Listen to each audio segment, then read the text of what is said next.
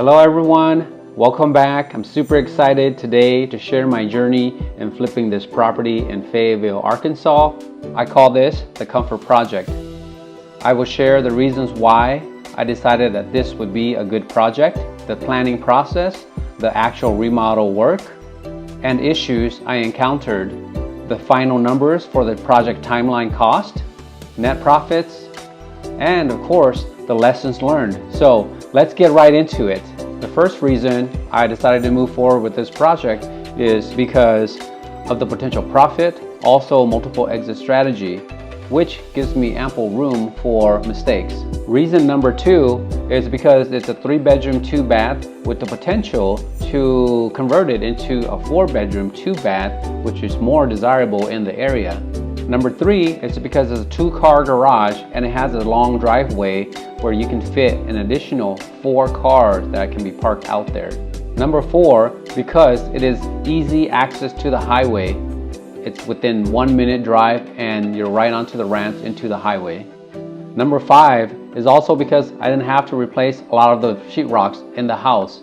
If you have to do that, it's time consuming because you have to remove the sheetrock, you have to hang, you have to mud, and then you have to finish, and then you have to paint. So a lot of time, manpower, effort, and cost that goes along with replacing a lot of walls. Number six is also because it's close to the University of Arkansas. It's close to high schools, it's close to middle schools and elementary school. So it's definitely a desirable location. Now, if you find the information I'm providing to you is valuable, click the like, subscribe, and put a comment down below so that we can connect and grow together. Before I get to the projected numbers, let's do a quick walkthrough of this property, what it looks like before we did the renovation. Here is where we already started to do some demo work and already some renovations. I didn't get a video of it before. In the front here, there used to be a handicap ramp, and you can see the old siding in the front here is what it looks like all around. And it was old, weathered, and beaded. We installed these new cement boards, or they call it hardy boards, all around the house. And the AC here, it's an old unit. It goes under the house into the crawl space. We are going to replace that as well, remove that. You can see the soffit and fascia there. They are all really weathered and beaded. And so we're going to repaint and redo all that stuff. The chimney here, it's a non-working chimney. Here's the entryway. It's very tight with this wall here. We're gonna knock that down and open it up to make the living room bigger. Lots of hoarding. Living room is tight and small as well. With that wall, we're planning to knock that wall down and open up to the dining area here. In the back of the dining area, there's a water heater and pantry. We're going to relocate the water heater and remove the pantry altogether. Here's a small kitchen that we're walking past to get into the laundry room. What's funny is the laundry room has an access door from the main bath from the other hallway. I think it's to make it easy for whoever will be doing the laundry. These kitchen cabinets are old. We're going to replace it with shaker style cabinets and remove this door, put in a single door instead of a 2-door. As you walk past the dining room, you get to a bonus room. This is a nice big bonus room, except that it's not leveled. It's got 2 doors, entrances from the right and the left. So we're going to redo this, reconfigure, and make this into a 4th bedroom with the cozy fireplace. Here we are going to check out the main bathroom. It reeks of filth. It's bad, it's horrible, it's leaking. The subfloor is about to cave in. Now we go into the master bedroom where the mom used to stay at. She's in a nursing home now. It smells, the horrible smell. I can still smell it to this day. It's very distinct. Bathroom has not been used for a while, so it is moldy and nasty and gross. You can tell the son has not taken care of this property for a very long time. It's in very bad condition, but the price was great. Here are 2 extra bedrooms that are full of stuff that the son has hoarded for the longest time. So I'm not going to show you too much about it. Let's move on and I'll talk more about my numbers. These are my projected numbers for this flip.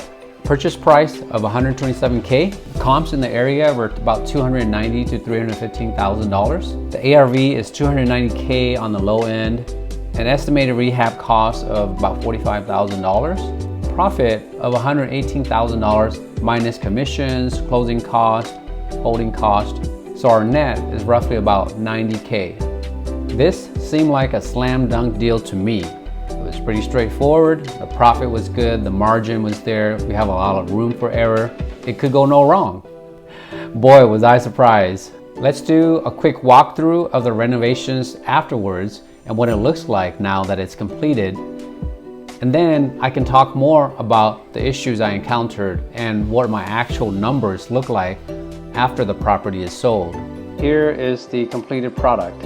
It looks really good. I really like how it turned out. We gave the property a remarkable exterior makeover, repainting the hardy boards, the soffit, the fascia, and the bricks. We decided to paint the front door red. The striking red door tied everything together.